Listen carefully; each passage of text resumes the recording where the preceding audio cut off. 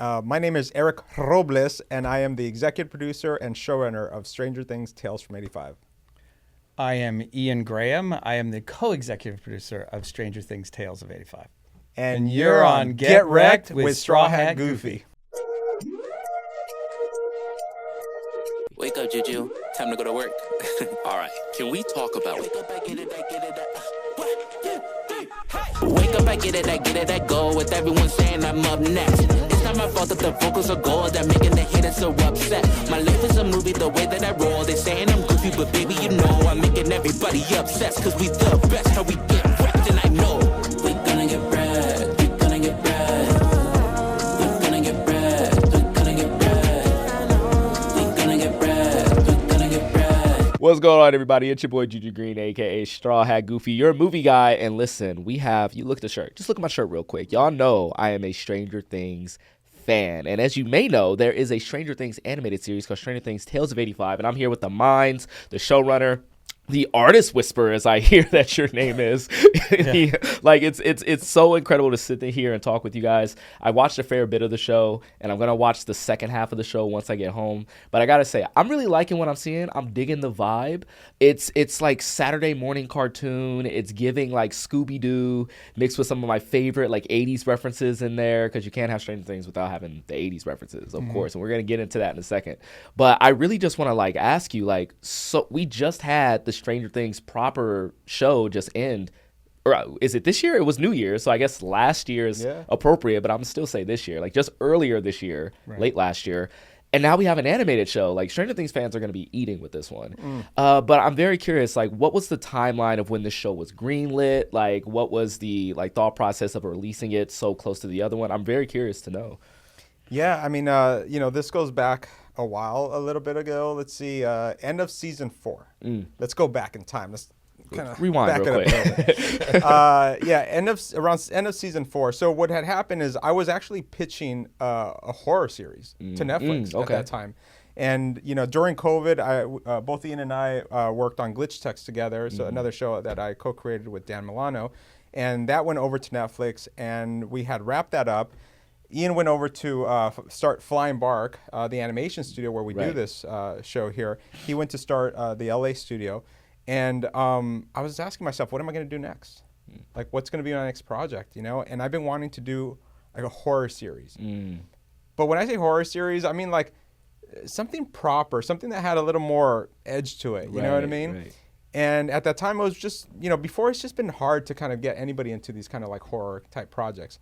And I said, well, you know what? It's COVID. I'm locked in my house. What else am I going to do other than follow my passion? Yeah. And so I started developing a series, spent about 5 months developing this thing. I pitched it to Netflix. They dug it. They were like, oh, this is really cool. Nice. But we were in development, not even development. It was literally just a back and forth conversation of the possibilities of doing it or not. No options yet. No moving forward.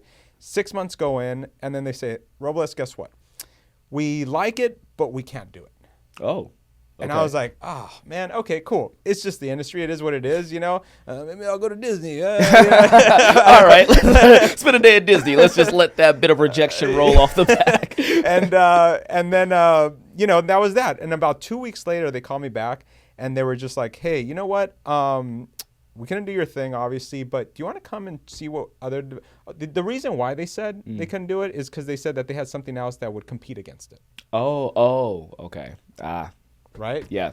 So they called me back like 2 weeks later. They were just like, hey, come check out this other thing that we're developing that's very similar to what you were doing. Okay. And I'm like, great, let's go see what it is, right? Better be good, to pass on my thing. Pass on my thing, do your thing. Right. Fine. And then they showed me, I'm like, okay, it is. You're in at that point. I was Stranger Things, You can't mess with that, man. So I was like, oh my gosh, of course, Stranger Things animated, that would be amazing, right?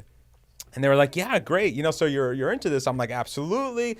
I told them how much I loved it. I literally just, when I saw Stranger Things for the first time, I got to say, it just resonated in a way that nothing since the films of the 80s have personally, being a kid from the 80s, right?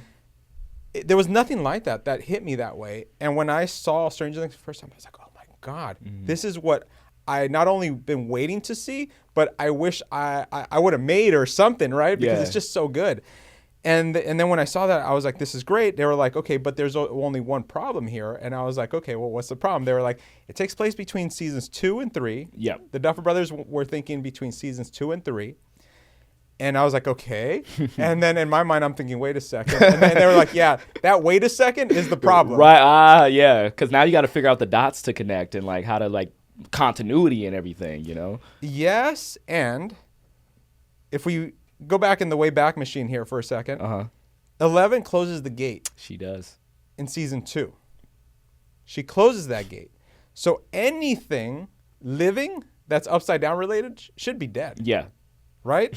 So I'm like, okay, so how are we going to do this? How's this going to happen? You want monsters, you want stuff, right? Of course. And when you say Saturday morning, I just want to kind of put this out there, right?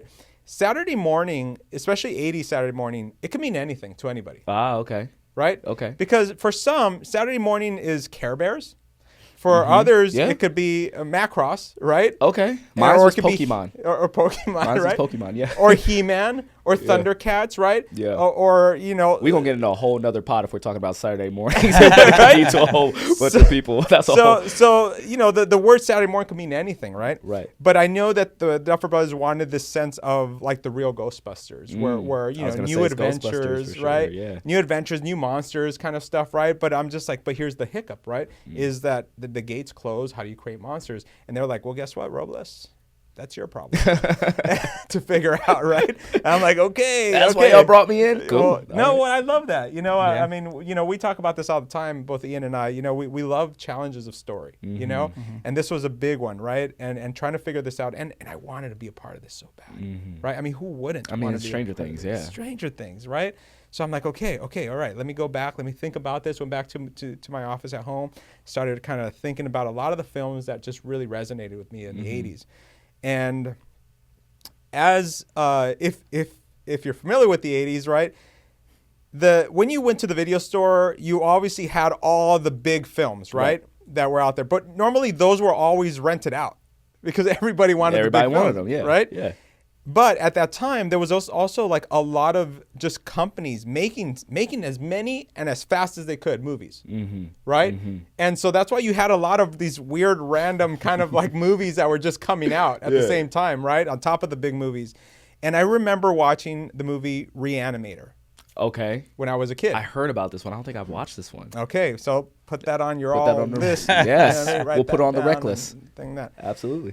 So Reanimator, and trust me, it's one of those kind of it wasn't one of the top shelf ones at the time for everybody. But for me, it resonated for whatever reason. When I was a kid, I saw that and I was just like, oh man, this is screwed up and cool at the same time. And what it was about this scientist who basically creates the serum, and he's able to bring matter back to life. Okay. Humans back to life, pieces of humans, corpses and what have you, right? With this serum. And I just remember Reanimator, man, that was a really cool concept. Wait a second. If you have upside down dead matter and you have Hawkins lab science and you're able to find a way to kind of put these two together, you might be able to figure out a way to bring dead plant matter back to life. Right? And what do we have a lot of right now, at Eugene's farm and like all over the place, right? Is a lot of these spores. Well, spores are probably dead at this point, but you have a lot of these vines. Yes. Remember the, underneath the farm and all that stuff, all those tunnels? Scary vines. Dead demodogs. Yeah, see? Right? Yeah, see. Thank you for reminding me of all this because it's like I was watching this and like I think it was like in the first 5 minutes of the first episode where no, I don't think it was the first 5 minutes, but it's when Dustin is being chased, right? And then the vines catch on to that bully. Right. And I was like, so it's funny like having watched it and feeling like I left Stranger Things behind, right? And then you get this, and then you just like get transported straight back to that world, and you start remembering these things, but it's also something new, right? And so that's incredible stuff. Well, that's the magic, right? Is really figuring this stuff out. And so, once I started putting these pieces together, I immediately started writing, putting all these pieces together, and I just couldn't stop. It was like, putting it all on paper. And on top of that, what we do, we're artists, so we start drawing concepts, ideas, right? And I think Netflix had asked for like a page or page and a half, right?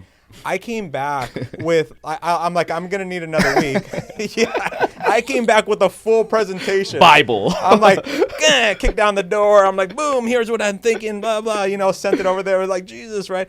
And, they sent that over to the Duffer Brothers. And, they were just excited about, this pitch. And so they were like, this is great. Let's start talking. Let's see what we can do.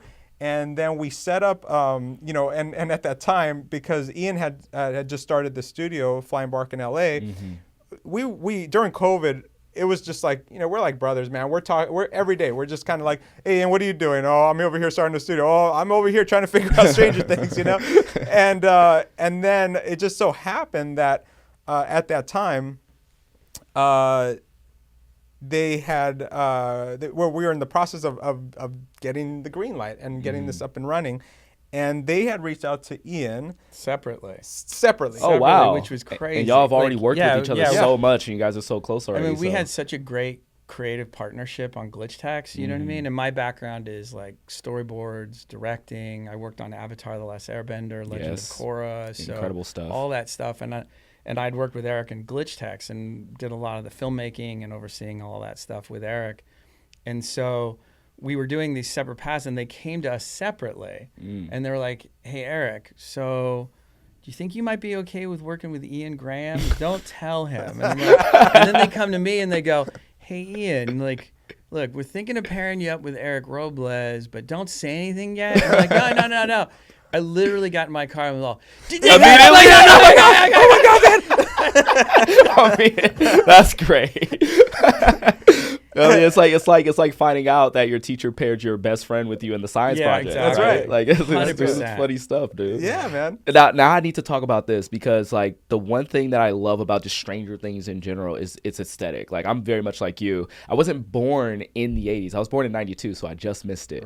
Right. But I was obsessed with the 80s. Like my aunt, who was like growing up in the 80s, who raised me, she's always shocked at like the music that I'm singing, the movies that I'm always referencing. And I remember being obsessed like when I was a teenager before I used to go to school. Remember those like I Love the Decades on VH1 things? Totally. I used to watch that obsessively. Yeah. Like, just to watch like the music and just envelop the culture. So when there's an 80s reference, I'm right there. Like Footloose is like my go-to like movie like of all time. I still need there to be a Footloose reference in Stranger Things at some point. Season 2. Okay.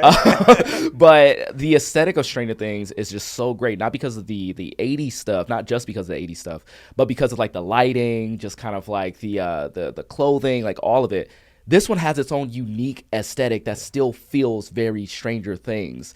And Ian, maybe you can like start this conversation because like the lighting in it, the colors that you use, like there's certain moments that happen, like the one with the giant like pumpkin and the vines when it's holding up all the kids. One of my favorite shots in an animated like show. It's awesome. So great, right? So talk to me about finding the aesthetic of like a Stranger Things that's same but different.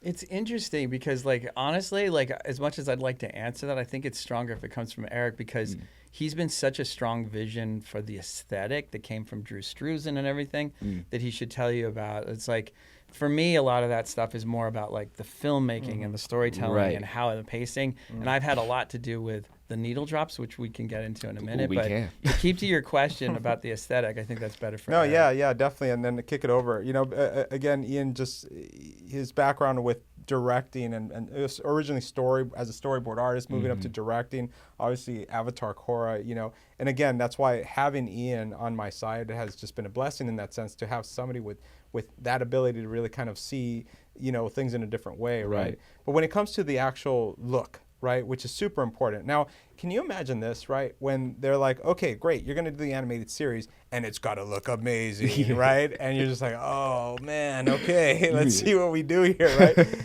And it was one of those things where, I started doing, research on what this can be, what that look can be. And little did I realize I had the answer in front of me the whole time.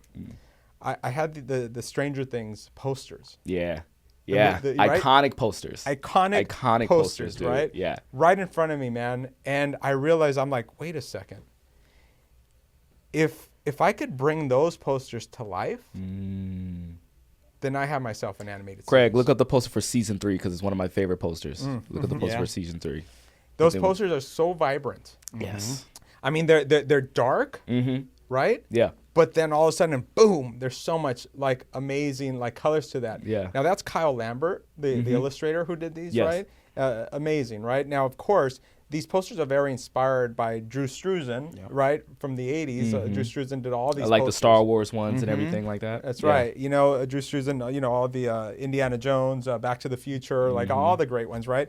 And so keeping the aesthetic of the 80s, right, and looking at that, and I was like, if we can find a way to bring those vibrant colors to life, that would be amazing. That would be the series, right? So doing that, that's when, you know, I brought in my production designer, Benjamin Plouffe.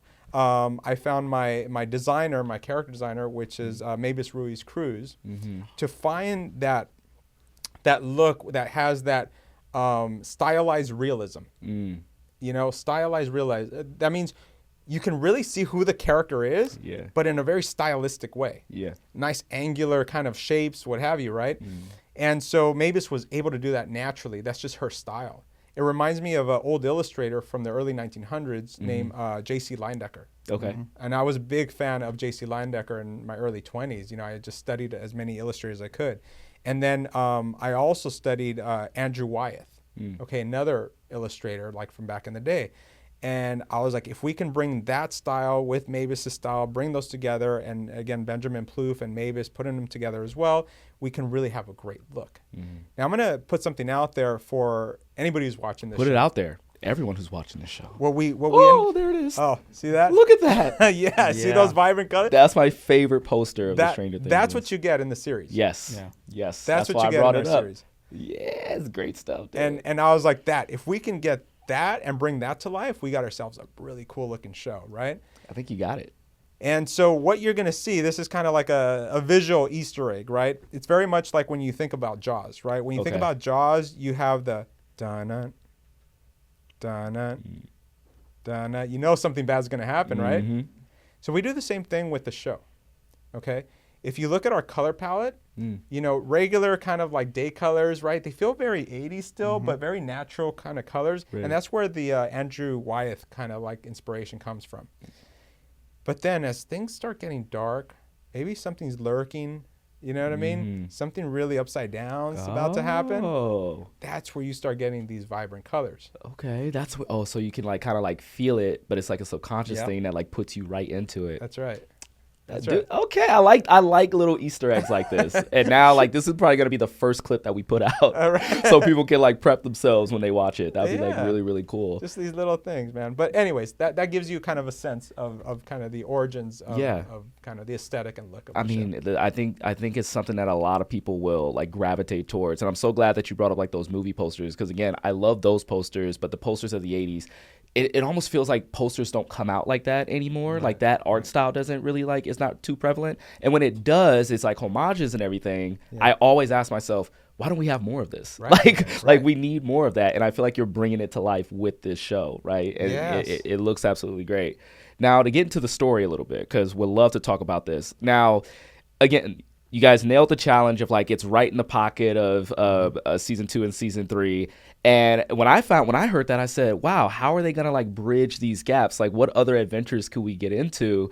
And I know the challenge is kind of like new characters that kind of get introduced. How do we stay in the pocket of not making them go too far? So by the time we hit season 3, it's like, oh, well, why are they doing it? It's like watching Star Wars, the original trilogy, and then going to watch the prequel trilogy, and they're flipping the lightsabers like this, when before they're just kind of like barely waving them, right? Yeah. So I want to know, like, what were some of those like exciting things that you were looking forward to in the story, where you said like, well, we can connect this, and like let's like leave this for the regular series. Like, I want to know what were some of the most exciting things you were thinking about in that pocket there. Well, it's interesting because like the big thing for us is like we just want first above everything else, we just want to make good stories. Yes. And we want people to have a good ride. Like, you know what I mean? Like it's really about the ride. And it's like at the end of the day, like we're being very careful, and we're being extremely respectful of canon and trying to keep it all within a certain pocket, like you're saying. But at the same time, we want people to have fun, we want it to be exciting, and we want to keep that energy up. Yeah. And we've worked really, really, really hard to achieve that. You know what I mean? So, and a lot of the people that we brought onto this project specialize in that ability. I mean, Caitlin, our head writer, she came from the series, and so she helped, and the writing team as a whole was really, really powerful in helping guide us through that so that we were safe and staying within the boundaries of what we could. So a lot of that's been kind of the angle on that. Yeah, and look, I'm going to put this out here because this is what the real question is, right? Yeah. A lot of people are going to be asking, like, well, how does this make sense? And how are they going to do this? Pumpkin creatures, why aren't they, you know what I mean? and let's be real here, right? Yeah.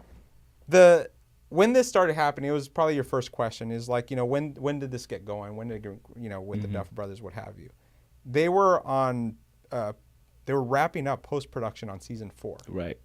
Okay? Right. So it's not like, they started season 1 and they were like, it'd be cool in an animated series. Right. They didn't know what they had at that point yet, Nobody right? knew. So, yeah. Nobody knew. But that's how this whole thing is, right? Yeah. A lot of times, you're like, oh, of course, everything's all figured out. And it's just kind of like, no, it's a process, right? Right. Creativity is a process, right? Right. Now, they were excited about the possibility of doing their own real Ghostbusters, right? Yeah. And when I remember that. And I'm going to tell you this, as an 80s kid, I was happy to get whatever I could in the 80s.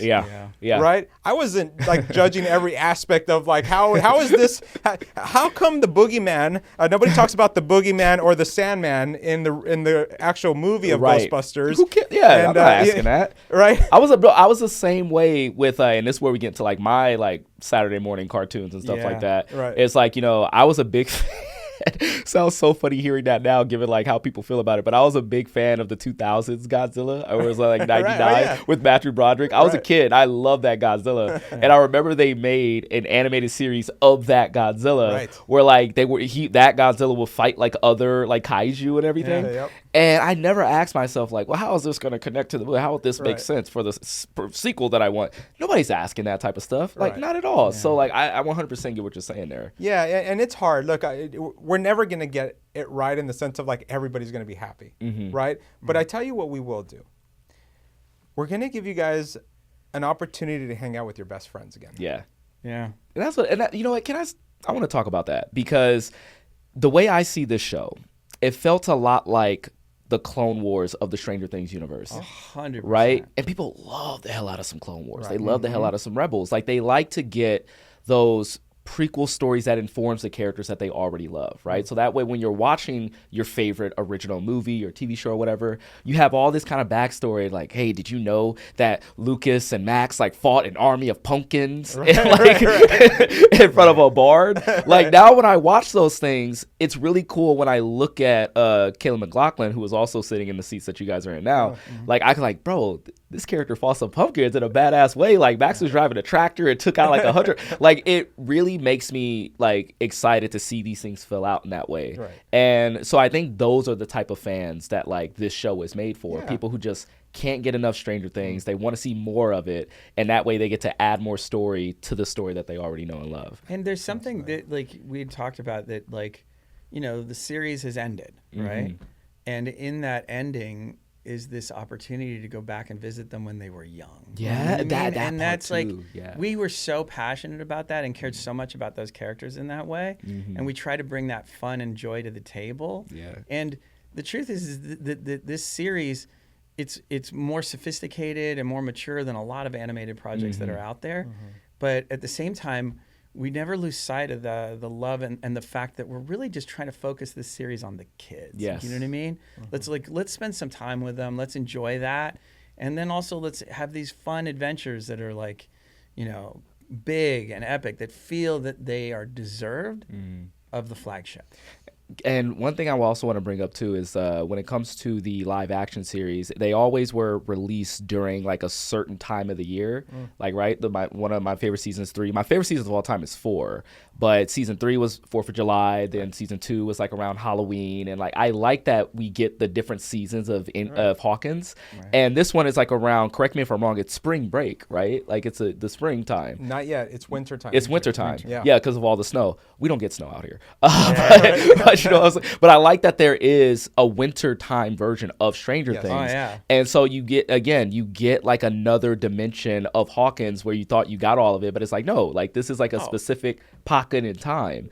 One of my favorite, and again, I keep going back to 3 because like there was something about the aesthetic of, I think 3, the reason why I keep bringing it up, because the aesthetic of the 80s is in full force in that season. The mall, you got the mall, the summertime, the outfits, like everything about it. And that needle drop in the trailer is also pretty dope as well, which is where I'm going to get to this point, is the trailer of season 3 always stuck with me because that jump from them in season 2 to season 3 was the first time where I said, these kids are growing up. That's right. Right? Yeah. Like it's summertime. This is the coming of age. That's right in the pocket of the whole series. And so having this season set in between 2 and 3, I get to see that growth in the middle. And the relationships. That's another part of this. Look. Let's talk about the relationships. Look, for a second here, right? Because look, the thing about, Stranger Things, or even our trailers, right? Like you've seen the trailers now. The trailers out in the world, right? And they're pretty exciting, right? Like you're seeing like, oh my gosh, monsters and this and that, right? And it's like, what? Right? And that's great, right? Because we have a lot of that. And trust me, you're going to have a ride, man, with a lot of stuff that we have. But I'm going to tell you the one thing that is not in those trailers. Like, well, actually it is, but there's a little flavor of it, right? It's the relationships. Yep. Okay? When you see in that teaser trailer, when you see Max and Lucas up on that water tower and you see that Max has lost a glove, and you'll see why in the show, you'll see that she lost a glove and her hand's freezing, and Lucas is up there and sees that, and he opens up his glove so she could put her hand in there, and just 2 kids up there, young love, just being together up there in whatever danger, whatever scenario that they're going to be in, but they're together, right? It's those quiet moments, right? Those little subtleties that we have in the show of affection, love, relationships, right? Friendship, loyalty, all these core values, right? That we try to sprinkle in the show to make sure you don't forget that it's not just chase, run monsters all the time. There's relationships, and it's the stuff that we wanted to see. We want to slow down. And actually going back to what Matt and Ross, when we talked about this show, they were just like, they told me, you I are lucky. And I was like, what do you mean? It's like, you get to spend time with these kids and slow down a little bit. And one of the things we talk about is like, the kids are not worrying about saving the world. All they got to do is save Hawkins. Right. So the stakes are a little bit smaller for us, right? In the sense of like, we don't have to worry about saving the world. And as long as we keep it contained, we can slow down, spend time with them at school, spend time with them, at the basement, right? Or go to the Palace Arcade, or go to these new locations that you haven't seen yet, right? The show has the Weekly Watcher, which is like the Inquirer, right? Yeah. And we go there. We go to all these really unique places that you don't have time for all the time. And so we get to slow down the show, spend time with the kids in these relationships, and then on top of that, man, we're gonna hit you square in the jaw, man, with some great action, some great story, and everything else that comes with it. Yeah. I really like that. One of the big things in the show is that they don't want to tell Hopper. They're like, we got this ourselves. Like, let's not let it get to that point, because it's not at that point. It's a matter that we think we can handle ourselves. Yeah. And so when you have like the moments where the HIC, they start to like fight with each other about, should we keep going or should we tell Hopper? Right. Like, I don't know. I really like that it is very much like scaled down to that point, and that we do get to live with these characters. Like Lucas and Max are like my favorite ones to like really like live with, but also kind of seeing the evolution of Elle and Mike, right? And his protectiveness over her. And it, again, I think you guys did this bridge beautifully, because in that season 3, you have Max convincing Elle to break up with Mike because she's like, you don't need him, right? Like, you don't need him. And you get to see the beginning parts of that where like he's a little bit overbearing, but she needs to make choices herself. So I just really love like these connections and being able to like sit with these characters a little bit longer. Now, I want to get into this specific character because it's a new character in the Stranger Things universe, played by Odessa Zion, who is killing it in the last. She is so good. Like she is so good. And oh my god, like I'm trying to remember her name. Hold on, don't tell me. Nikki. Yep. Ha ha ha. I was like stuck on Lizzie for some reason. But no, Nikki, she's such a great character. She brings like a different like flavor to like the group. And so I just want to know, like, where did this idea for this new character come from? Obviously, she's not in the rest of the series. So like I'm really excited to see where her story goes for like the other seasons that will be coming out of this. So talk to me about Nikki and like the addition of her. Let me start it off with like, so Eric and I aren't just fans of the 80s, we are kids of the 80s. And so when we looked around at the characters, we're like, who's missing? Who's the kid in school that's missing from this group? And we were like, oh man, that like punk rock girl like or guy that's like kind of the outsider, because back then that person was really an outsider and they were choosing to be intentionally.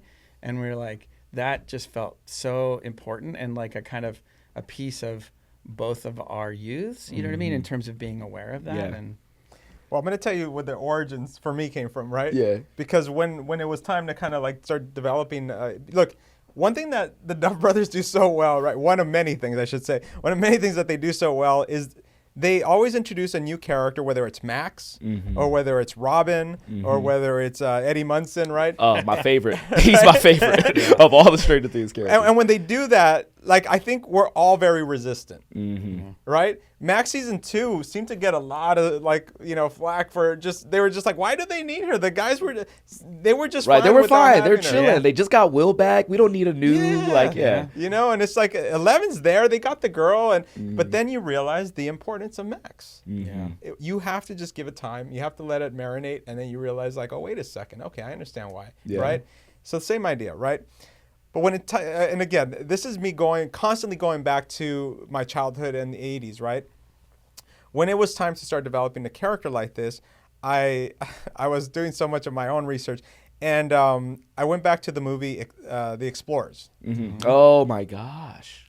Wow. Did I take you guys back? Took it back. Yeah? Okay, look at that. Okay. On HBO.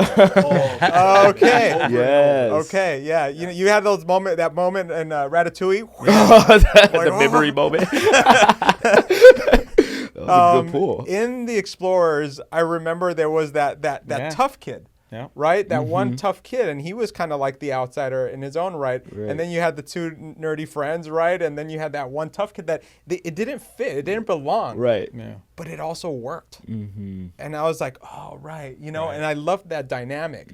So in the original, kind of Bible I put together, I would drop in images of characters that I felt fit the right kind of idea for them. And I remember screen grabbing that kid, putting him in there and saying that vibe. Yeah, okay. There was just something about that. He had his own motorcycle, you know what I mean? And, all that kind of, and it was just, I'm like, a 14 with a dirt bike, or a 12-year-old with a dirt bike, I'm like, that kid is cool. Yeah. That old, wanting, like, that's what you want. You actually see that on screen? Absolutely. Yeah, dude. I'm like, that kid is cool, man. I don't know. But I like that vibe, and he had that military jacket and all that stuff. And I was just like, that vibe about a kid. So when you look at it, you're like, oh, they're just putting the punk kid together because it's cool. And it's just like, no. Yeah. It's deeper than that. You got to be a kid of the 80s to understand why that inspiration look happened. It wasn't just because it's like putting a mohawk on a kid and that's cool. Yeah. It resonated with me as my childhood. So that's all I can say. I mean, that's Bender in The Breakfast Club right there. Yeah, exactly. It's literally Bender in The Breakfast Club, and he's the best 100%. character in that. Right. Like, so I'm really digging what you're saying about like the whole like, anytime you introduce a new character to a pre-existing group, there is that little bit of resistance. For me, and this is a small thing about me, guys listening at home, I am obsessed with those moments, right? Like having this group and then seeing how this new character like fits in. Yeah. Sometimes, and nobody knows that I do this, sometimes I will pause the screen when the characters are like at their most whole, and I just look at that one character and go, they're fitting in really nicely with this group. Right. I do it with Robin all the time, and I love when Robin's contributing to the conversation. Right. I do it with Max. I did it with Eddie. And this is why I'm so pissed off that Eddie is dead. Right? This is why I'm so pissed off that Eddie is dead. Buddy. Like, you guys don't understand, because the whole season 4, I was like, he's fitting in really great, and I'm really looking forward to seeing him in season 5, because he goes with everything, the banter, the aesthetic, everything, right? So, and this is where you get my little One Piece conversation in the pod today. Here we go. the beauty of One Piece is, right, you have the pirate crew, right? Like Luffy, and then you have like the main 5 who like show up very early on. The show's been going on for 30 years. Every now and so often they add a new member to the crew. So you literally have years and years and years to get used to the main crew proper. Yeah. And then when a new crew member shows Like, up, hey. it's like a are they going to join? How would that work? And you have all these questions, and you get the backstory. Then you start to see the bonding and the meshing happen, and it happens slowly. Then comes the inevitable moment of Luffy asking them to join the crew, and they say yes. Now you have the rest of the episodes to see how they work together, right? So for context, the newest member of the crew, his name is Jinbei. He's a fish man. Okay. He's a fish man. I know it sounds weird. That just happened in, I want to say 2020. That just happened, right? The last member to join was Brooke. He's my favorite Straw Hat. I have a tattoo of him right here. Okay. That was back in 2008. Yeah. Right? So we have like 12 years of this Yeah. crew before Jinbei shows up. And now Jinbei's still in this moment of like, I like the way Jinbei's like meshing with everyone. And I get obsessed with that type of thing. Sure. Right? Yeah. And so I get that same feeling here where I see Nikki and she's like riding her bike with everybody. And like, and then there's that wonderful moment towards the end where they say like, oh, we give everybody a figure, everybody in the group a figure. Oh, man. And I go, she's part of the like, I was like, she's part of the group, you know. And so I just love that Nikki is like a great addition to this crew. And again, I know since she's not part of the live action series, I'm so infinitely invested in what's going to happen to her. Right? I don't know if it's death. I don't know if she's gonna move again. I have no idea, but I'm invested. I want to just put one thing out there, and then I'd love for you to chime in on this. That's too, what Ian, exactly what you want. just don't you eddy actually her. see that on screen. Absolutely. Yeah, don't give him a look, bro. I saw that. I don't know. I don't know. I don't know. No, I don't know. Well, we'll see what happens. Okay. I'm gonna say this one thing because the why. Yeah. The why of Nikki Baxter. Yes. Okay. When you think of bringing in another character, it's not just to bring in another character, right? There's different reasons, right? You sometimes just need to refresh like a new audience to this world and bring them in, right? So you need a new perspective. Yeah. Somebody who's completely new to this world. Let's just say you got your new next generation of an 8-year-old, 9-year-old saying like, what is this? And the animated series? Oh, I know my older brother sees the live action, or what is this, right? Stumbles upon it. Now you're going to have a new character who's going to have the same questions that 8-year-old, 9-year-old might have, right? Or just a new viewer in general. You can be an adult. It doesn't matter, right? It's me. So that, yeah. But that's one. Let's check that box for a second. Right. But let's go to the most important thing, which is always heart, story, character, right? At this time, you have Will Byers, which nobody has really been paying a lot of attention to, okay? Yeah. In the sense of like, yeah, he was in the Upside Down for most of season 1, right? Yeah. And then season 2, He's a spy. He's a spy. He's possessed, and you're just like, dude, that kid's been through some stuff, right? And then at season 3, you have 11L, which are just lovey, right? And he's on the outside. He's like, I just want to play Dungeons and Dragons. Guys, you guys, right? Okay, so he's like the traumatized kid, but nobody's really kind of like paying attention to him in the same way. Right. So you have 11 and Mike who are on their little love journey thing. Yeah. You have Max and Lucas who are trying to figure out their own relationship with their drama. You got Dustin who's basically always in his own world. He's always in his He's own just world. like, And when he's not, it's Steve, right? Yeah. It's like Right. he's always doing his own thing. and he's looking for the next adventure, right? Yeah. And then you have poor Will who's just kind of there, right? And everybody looks at, and I just said it, right? I said poor Will, right? But here you have a new character, has zero context to Will. Doesn't know what happened before. No context, right? And he just saw some bully grab this kid and kind of bully Will a bit, right? And say the name Zombie Boy. And this girl comes in, does her thing, right? And then says, Zombie Boy. That's pretty cool, Pretty man. cool. Yeah. Right? First time somebody says Zombie Boy is cool. That name is cool. You got a cool name, kid. Right? And you're like, wait, what? Somebody says like, that was cool? Okay, because I've always saw that as a negative. Yeah. Then you have the same person saying, wait, let me get this straight. You went to another dimension, you fought monsters, and then you just went back to middle school? Yep. That's pretty badass, dude. Yeah. Right? Yeah. Like, dude, you're pretty badass, right? Nobody has ever said, hey, Will, you're pretty badass. Yeah. You know what? You're right. No one ever has like really like acknowledged how badass that is. Right? Yeah. Huh. He survived like a Demogorgon in the Upside Down, dude, like as best as For he a could. while. For a little kid, For a man, while. is surviving. Yeah. And He shot a Demogorgon at the age of 12. That's what Yeah. I'm saying. I've never shot a Demogorgon ever, right? And I'm older. Yeah, and you even get to see in season 5, you get a nice taste of what that was like being in there for him. Yeah. You know what I mean? That was like big time. Yeah. And then like, yeah, Nikki comes from a place of complete respect, you know? Right. Which is nice and different for him. Right. I like the growth between, because going back to season 5 just for a tiny bit, like one of my favorite relationships was Will and Robin in that respect, because I think that was like the first time where Will actually did have somebody that he could relate to, be considered like a duo in that way.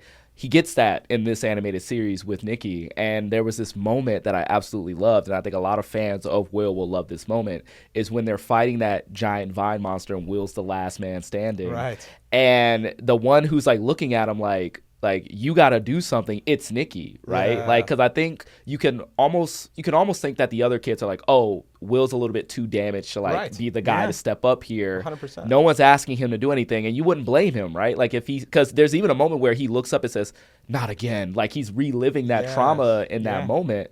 And so it's understandable that they're not asking Will to put his life on the line because he's been through enough, and that's just the protective nature of the group. But Nikki is like, you're zombie boy. You're the badass in this situation. Yeah. Right. And that puts the battery on Will's back to literally come out, talk a little bit of shit to the to the monster, and take out the monster even just for a little while, so that Elle could do her thing. Yeah. And so I love that moment. I love that. I appreciate that you acknowledge all that, man, because it's the love that we try to put into it, a lot of thought that we put into that, man. And look, we're not always going to get it right.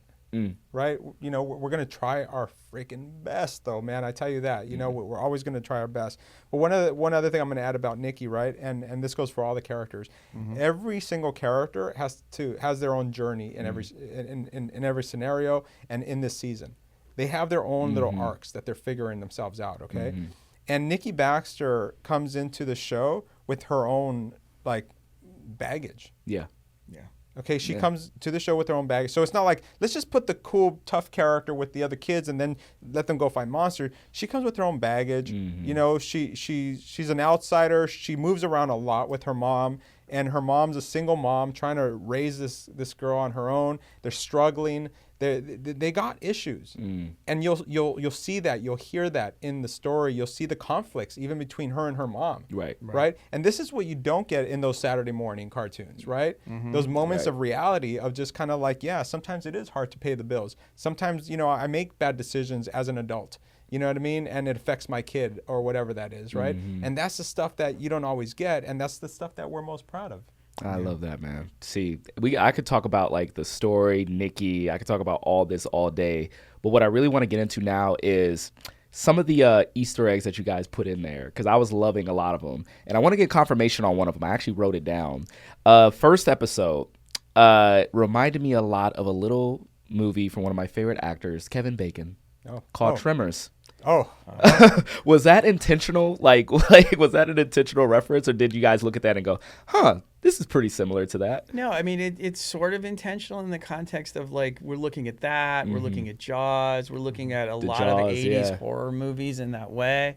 And thematically, if you look through the whole series, it's like that. Like, we're always looking for these things. Yeah. If you really look at the flagship or with the Duffers, they're constantly bringing in references from movies and having areas that are influenced, whether it's Close Encounters or E.T. or and so we're doing the same thing, you know what I mean, in a very similar way, but keeping it very kid focused. And I'm like, when Jeff walks out into that field by himself, the snow field where you see him all by himself and he's calling for Charlie, you realize like we wanted to slow it down and realize like this guy's in trouble. Like, you know what I mean? And so setting that stuff up was really important to us, and to create legitimate horror. Like, you know what I mean? Like, how far can we go with that? You know? So that's what we were really aiming for. Ian's a madman. You know, he had this vision for this shot, And I remember he sketched it out like in a small little thumbnail. He's like, you see that little thing there? That's Jeff. I'm like, whoa, that's a great cinematic shot right there, right? And then when he gets dragged into the woods like that, right? And all you see is those quick shots are like horror. Of like, burn. I'm just like, what? Can we even do this as an animated show for, you know? And we were just like, let's do it, man. I mean, it's very reminiscent to that very first like scene in the first Stranger Things season where the guy's running through the hallway and he gets sucked up through the elevator, right? Yeah. It's like, I signed up to see some kids and one with a magic power. What just happened here, right? And so I feel like with that, it gives you that same like type of like feeling, right? Well, we wanted the stakes to feel real, right? And that's a different. A lot of people are gonna be like, why watch the animated version or whatever? I saw the flagship already, you know. And what we wanted to make sure is that it wasn't just monsters and that was it. Like we wanted to make sure that the stakes were real for the kids. Right, of course. And you know, I use this in, you know, when I talk about the show, you know, I talk about whether it's, I don't know, like Stand By Me, right? Right? Love like, Stand By Me. You know, the stakes were real when the bullies would show up and then, you know, the Kiefer Sutherland character would put the knife on, you know, in the kid's face like that, right? And you're just like, man, like this feels very real in that sense, right? And then you know that these bullies are out there and they're eventually going to come across our kids again, right? That felt real. And then I'm going to bring this up, Goonies. Yes. The Goonies. Yeah. Right? You could look at the Goonies and be like, oh my gosh, it's so fun. You know, the Goonies are fun and they are fun. And they're silly and they're fun, right? And that part of it is great, right? We try to put that in the show, right? But on top of that, people always forget that the Fratellis that were chasing the Goonies, they're bad people. Yeah, they killed somebody. Yeah. They literally killed somebody. Literally. Exactly. They're murderers. Yes, thank you. These kids are Cold-blooded, bro. Right? Like Chunky's in that freezer, and he's like, "There's a dead guy in here."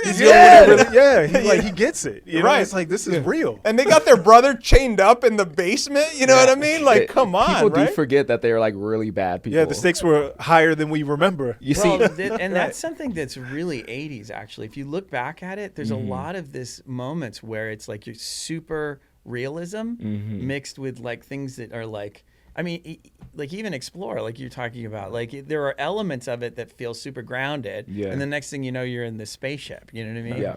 So it's like a lot of that. Close Encounters, very similar. Like they get really grounded, and we're trying to make sure to capture a good chunk of that. Okay, see, I just had like a weird thought because like the bad guys in the Goonies remind me a lot of the robbers in Home Alone. Yeah, and I know Home Alone is like the 90s, but I'm like, dang, Home Alone could use one scene where they just murder somebody, you know? But even in Home Alone, like, it's like, I'm gonna kill that kid. Literally, I mean, just the fact that it's Joe Pesci is enough. You know, the fact that it's Joe Pesci is like he could legitimately kill this kid. Have you seen Casino? Have you seen Goodfellas? But bro, that's a hell of a note for Home Alone. It's like we could have just used one little murder. One murder, just a tiny holiday murder. Hey, Home Alone remake. How about you murder somebody? But another last thing I'm going to say about Home Alone is that I watched this TV show. It's on Netflix, funny enough, called The Movies That Made Us. Oh, of course. And it's incredible. It's and so good. I love that. So great. They're so well I love done. the toys that made us and the movies that made us. They're all so good. And when they talk about like them casting Joe Pesci, they were like, it's a no-brainer because this guy who's in Casino, he was in all these things, and he's totally a bad guy, but he's in a PG movie. So like obviously he can't curse, so we have to like he has to censor himself. That's where you get the like the murdering and everything. But that's what it was for me when I was watching that as a kid, where I was like, this is a scary man, and I don't know why, because obviously I haven't seen any of those movies yet. But I knew somehow this guy, if he got his hands on Macaulay Culkin, it was raps. You know, so I think that was, you can always speak to like casting being like a thing that will play in people's minds, that will be like, you know, it may not be in the story, but just the actor that you get will make you like believably be like, oh, you're in danger here. And that just goes back to the stakes, is what I'm trying to say. Is we wanted to feel like the stakes were real for these kids, that this journey that they're on, you know, it's a legitimate mystery. When you see that there's I'm not going to say specifically who or what, right? But you start seeing this mystery of a red light, okay? And you're just like, okay, that's one piece of the clue. Yet you have this other thing happening over here. And what Stranger Things, you know, and the Duffer Brothers do so well, they tell these stories where, you know, there's a mystery to be solved. The kids kind of have to spread out and go different directions. And Ian really pointed this out to me in early days. And they go out in different directions, gather up information, right? And you, as the viewer, are also gathering these pieces of information. And then they come back together, share that information, and you figure out that mystery. Yeah. Right? And it's a journey. And that's what we're trying to make in this series. See, and I want to bring that up too, because like my favorite episode in the first season of Stranger Things is when Lucas splits up from our main kids, and then it's the opening of episode 8, I want to say. See, or 7, I think it's 7, where the bad men come for the first time. It's like where Elle flips over the car. Right. And so you have Lucas who figures out his information. He gets them on the walkie. He's like, the bad men are coming. The bad men are coming. And then they finally come together, and then they like try to like game plan from there. Right. But the reason why season 4 is my favorite is because the scale of that big mystery is up significantly. And you have not only them just splitting up within Hawkins, but you have a Russian team, you have a Californian team. And so you have all these different pieces and all these different mysteries that's all connected to this thing. And even though they may not know what the others are doing, they all contribute to like defeating Vecna towards the end. Right. And so it's those moments of Stranger Things that I absolutely love. And I feel like you guys have captured the mystery solving bit of this. And it's a very worthy mystery as well, right? Because again, the gate is closed. It's like, how is this happening? It's, you know, it's necessary, right? And I totally dig that.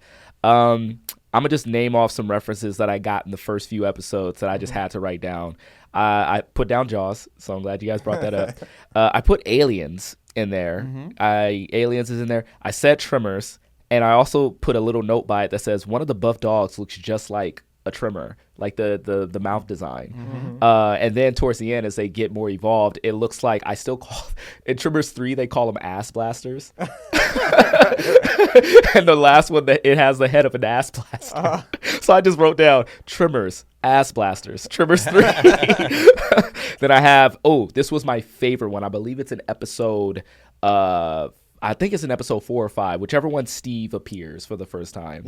I wrote down Indiana Jones Star Wars mashup, where they have the trash compactor episode or the incinerator episode, but then there's an Indiana Jones reference in there as well. So I was thinking to myself, we got 2 Harrison Fords. Like, I mean, it's across the board. I mean, you almost can't name something that's memorable from the 80s without hitting a moment that we've hit. Like, you know what I mean? Like, there's always, we're looking for all that stuff. Like, Raiders to us was like one of the high marks that we were aiming, because it's got humor, but you still feel the danger and the threat. Like, Raiders is so good in that way. Like, you're on the edge of the seat, and then you're laughing, and then you're on the edge of your seat, and I'm like, and that's the kind of journey we wanted to make with this series. And I feel, I hopefully people feel the same way about it. Yeah, I think you've done it. And you know, I'm going to put this out there as well. You know, for a lot of the questions that come up, you know, in regards to the Stranger Things, you know, canon and what we're becoming, right? It's, if we would have just done what happens between 2 and 3, right, it would have been the kids hanging out, snowball fights, and maybe hanging out at the arcade and a couple of other things, which is fun. Which is great. It's fun stuff, right? Yeah. But the Duffer Brothers wanted fun. They wanted really fun. They wanted monsters. They wanted like to have a good time with you know, their version of the Goonies and big adventures and what have you. Yeah. And so that was the mission statement for us, love right? that. And now what happens in this, let's just say, and they also said, look, what you have to do is create a new, like a new like path. Yeah. Okay. And in this path, you cannot go down this canon that we have going on, right? Because if you mess with that, then we'll have bigger problems, right? Sounds like a threat, Duffer Brothers. No, trust me, the Duffer Brothers, they didn't threat me. No, they were just saying basically they're protecting the live action, right? Yes, of course. And at the same time, they want to have fun with this animated series and allow us to kind of do our own thing. So that's why we had to create our own math, our own evolution of creatures and how they evolve. So it's not one-to-one with what happens in the live action in that sense, but we use elements and we incorporate it into this show, right? Now, what happens with us is our creatures get big, our adventures get big, and things start evolving. And just like anything or anybody who is creative, you understand the concept of, it's organic, right? The creative process is organic. And when you get people who love this show and people who want to contribute in this way, you start seeing how it evolves and it starts becoming its own story. And that's what we're excited about, how we really kind of like started, we did the mission statement and we started creating our own version of the real Ghostbusters, right? Where, again, we don't have, we have our version of the Boogeyman and the Sandman, you know what I mean? Those episodes really hit me when I was a kid, right? And it starts evolving into this new thing. And if the audience wants to go on a ride that, it's not like the perfect version of between 2 and 3, because again, nothing would have really happened. Right. But if you want to see an adventure of what could have happened, that's who we are. I like how you worded that. Yeah. Right. That's just who we are. And now we're creating this space, and we call it this frozen timeline that we've created, and now it's kind of evolving into this really cool thing, right? And the goal, if we continue making more, would be to kind of bring it back, right, to that season 3. Now, will it fit perfectly? We'll try our best, right? But you can't. Once you've opened up kind of like this Pandora's box of really cool new monsters and new adventures, right? It's going to start living, and then we'll try to steer it back and then try to kind of see if it fits there. But at the end of the day, did you have fun? Yeah. Was it a really fun adventure? Did you really enjoy hanging out with, again, your best friends again, right? The Mike, 11, Will, Lucas, Dustin, Max, and now Nikki Baxter, right? Did you enjoy that ride? Oh, and let's not forget Steve and Nancy and Jonathan and whoever else you're going to see in the show, right? So that's what all we're saying. And again, a lot of people are looking for those answers, and all we can say is we're going to just take you on a really fun enjoy adventure. the ride. Yeah, absolutely. Enjoy the ride. And on top of it, though, I think one of the strongest, the hands down strongest canon thing that we do have is the characters. Yeah. Who they are. We never mess with that. You know what I mean? And what they are about. And to what you said earlier, learning how some of these relationships led into the bigger relationships later, and how that we tried to stay absolutely extremely faithful to that. And you guys, I think you guys did it. Last thing I'm going to say before I ask you my final question, this final question is a big one, is I cannot help but think of Nikki as the new Ahsoka, right? You know what I'm saying? Everything that you're saying of trying not to really encroach on what's already been done while creating something new. We've seen the proof in the pudding of things like a Clone Wars and stuff like that. And Ahsoka is one of the most iconic Star Wars characters in the canon now. And so it's really cool that we get a character like Nikki, whereas if you just watch the live action series, but you're going to get a group of fans that's but Nikki though, she's my favorite Stranger Things character. I think that's actually really cool, because then it gets those people into that and say well, let me experience that for myself. So I think that's really cool stuff that's happening here. And it's really nice to see that happening for something outside of Star Wars, as much as I love Star Wars. Right. And just the expansion of story in that way, it's just awesome. Okay. Final question before we get out of here. And I usually ask this at the top of the show, but I was so excited for Stranger Things that we just jumped right into it. I like to ask my guests, what is a movie that changed your brain chemistry? Eric, I know you kind of answered that already, but if you have another one, feel free to jump in with it. But I like to ask, what's a movie that changed your brain chemistry that you could recommend the podcast right now? I would say for any generation, but specifically for me, I can go to all the classics, right? I can go down the line. I can say all the Spielberg fans, what have you, right? Yeah. But I got to say, the one for me is The Lost Boys. Ah, okay. We got a lot of Lost Boys fans that watch this. I'm a huge Lost Boys fan. It hit me right at the right age, when I saw this, because right, you can before that they were just vampires. Good evening, vampires, right? Yeah, those guys, right? But it wasn't until these leather jacket wearing, right, dirt bike riding badasses, right? Yeah. Were with earrings and spiked hair, and I was just like, what the hell are these guys, dude? And they're vampire. I'm with you, man. Vampires can be cool. I'm with you. Yeah. Even down to the soundtrack. Right. Down Yes. to the soundtrack. Yes, Yeah. man. Yep. And I saw that movie as a kid, and I saw, the younger brother, Sam, and the Frog Brothers, and I was just like, what is happening? All these, these kids are so cool, and they're fighting vampires. It just encapsulated whatever was happening at the time in the 80s. You know what I mean? It's a feeling. Even when the Doors song comes on and the intro, Yes. like the whole thing. We have to be the same age. Oh, yeah. I was gonna say, oh, you're 22 too? Yeah, exactly. Cool. 23 next month. Wait, can I ask this really quick? Because which one came out first? Was it The Warriors or was it Lost Boys? Warriors Warriors first.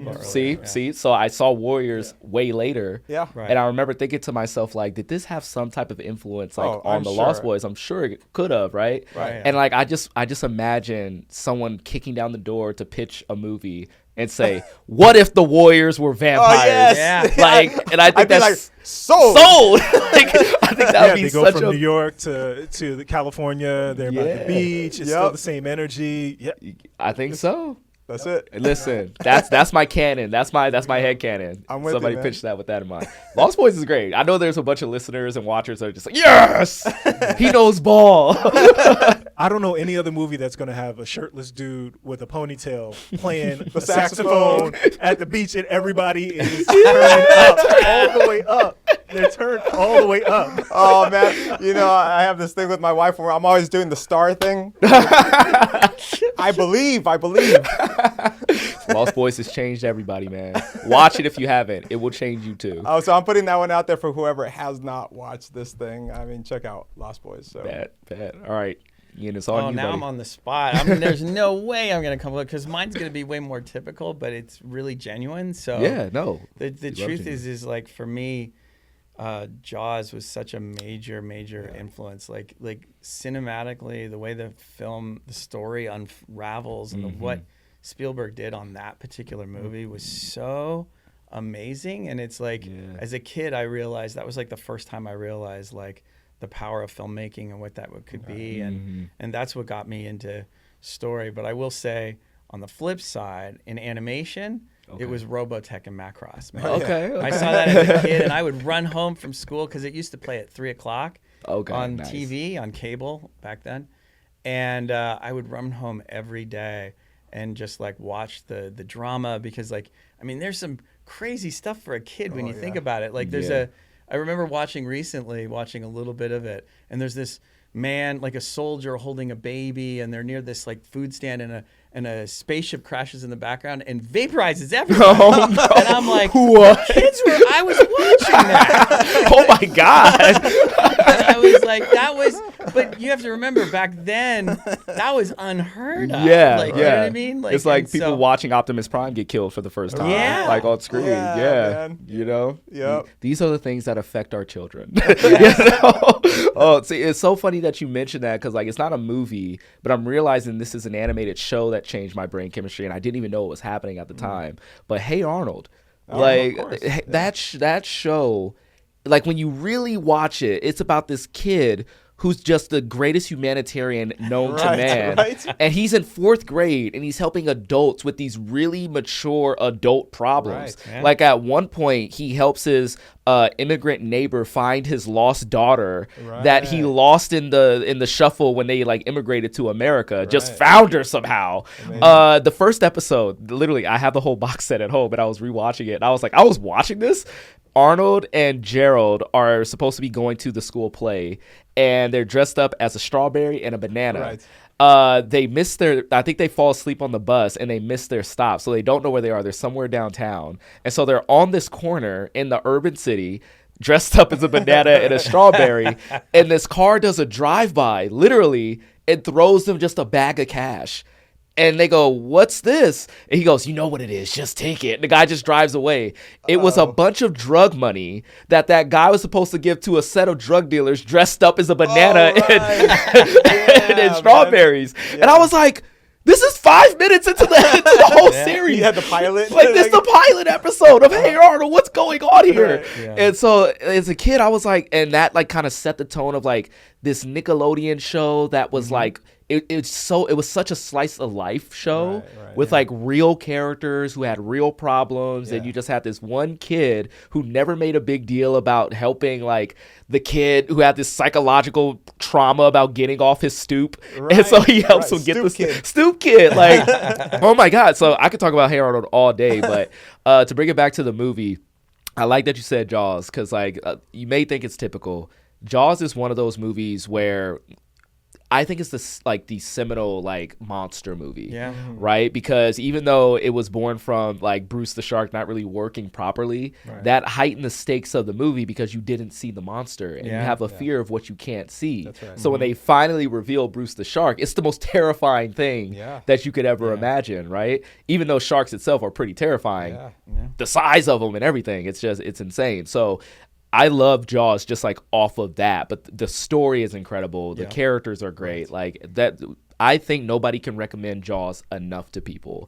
Right. It's just one of those movies that you just have to like listen. If you haven't seen Jaws, if you're a youngin' who want to listen and watches this, please see Jaws. Like, it's not just one of those old movies that no, Jaws is it. It's amazing. It's a reason why there's a ride at every Universal. That's right. But thank you so much for talking to me, y'all, about your this is Thanks great. for having us. This is great, and you know, thank all of you guys out there for watching this show. Obviously, we're big fans of Stranger Things and the Duffer Brothers and everything that they've created with this universe, and they've allowed us to play in this sandbox, and we just hope that you guys are going to enjoy the ride. Yeah, well, they are going to enjoy the ride. I did, and you guys make sure that you enjoy this podcast when you listen to it on iHeart, Spotify, YouTube, and all the other places where you get your podcasts at. I'm Straw Hat Goofy, a.k.a. Juju Green, and as always, can I be your movie guy?